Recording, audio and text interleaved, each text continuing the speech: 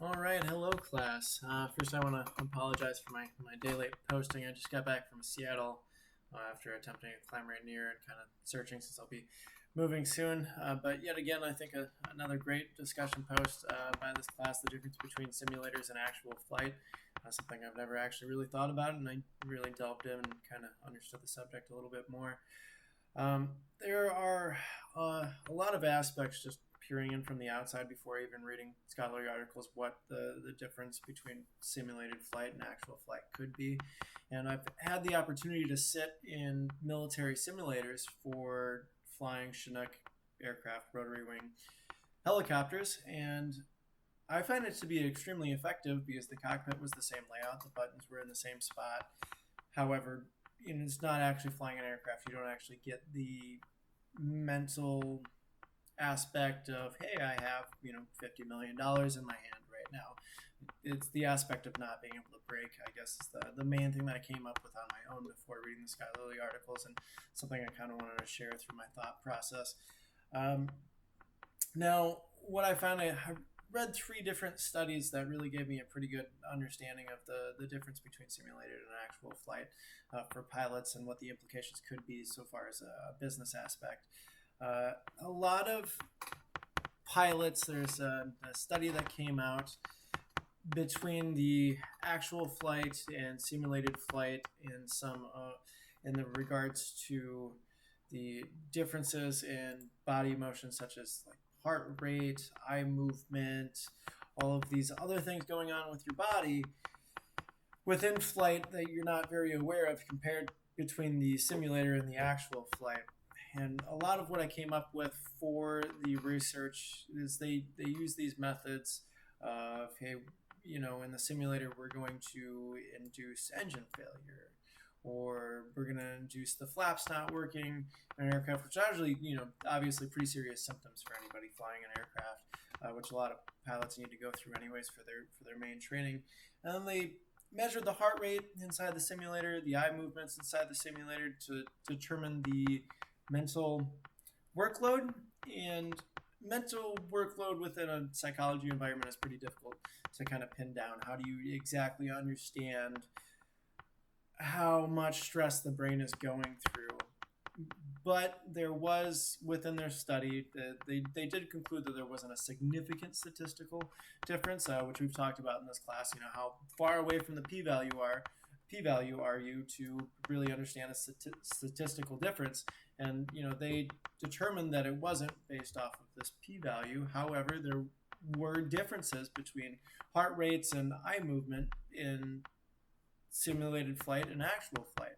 And it actually showed that the heart rate was above average every time in an actual airplane as compared to a simulator. In a simulator, they simply just, I believe it's because they simply just didn't feel the monetary value or the life value behind flying the plane. Monetary value, obviously, crashing and destroying a plane, there's a lot of monetary value that goes into it. And then also the life aspect of, you could kill yourself. In a simulator, you can't kill yourself. So how do you determine what the mental workload is inside of a simulator?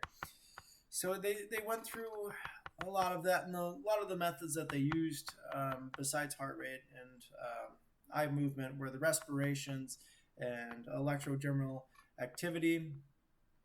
By hooking up electrodes to the brain and kind of seeing what how active it is at this point in time. And it showed within the simulator it was less than what it would be inside of an actual aircraft. So I thought that was really interesting to kind of bring to the table. Uh, Another study that I read is the complexity of the simulators. Simulators can vary drastically between simulators and the aircraft that you're flying, unless you're flying, you're inside of a very expensive simulator that most airline companies have the opportunity to do, obviously, but general aviation requirement, not significantly. The studies show that it's actually a really good predictor of early pilot training if they're actually going to be good inside of aircraft to use simulators, which I can understand if you can't really function inside a simulator environment with all the buttons and controls. How are you going to function in an actual flight? So I thought it was interesting. The study also showed that pilots generally perform better within the simulator than they did actual flight.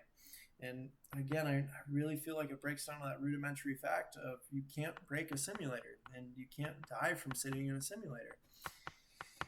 The complexity of the programs that they ran in the simulators got significantly more difficult as it went.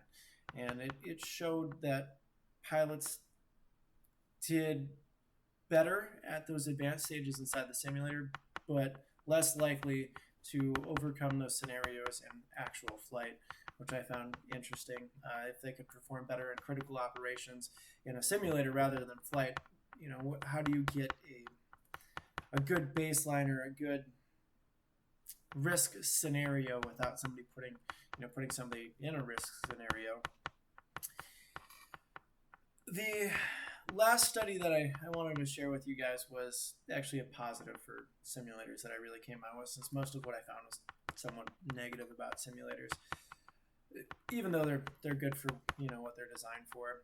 The good effect that I found about it was research that was done for sleep deprivation in flight used on simulators. Pilots staying awake for 36, 48 hours and then having to do a large mental workload in order to perform on the job.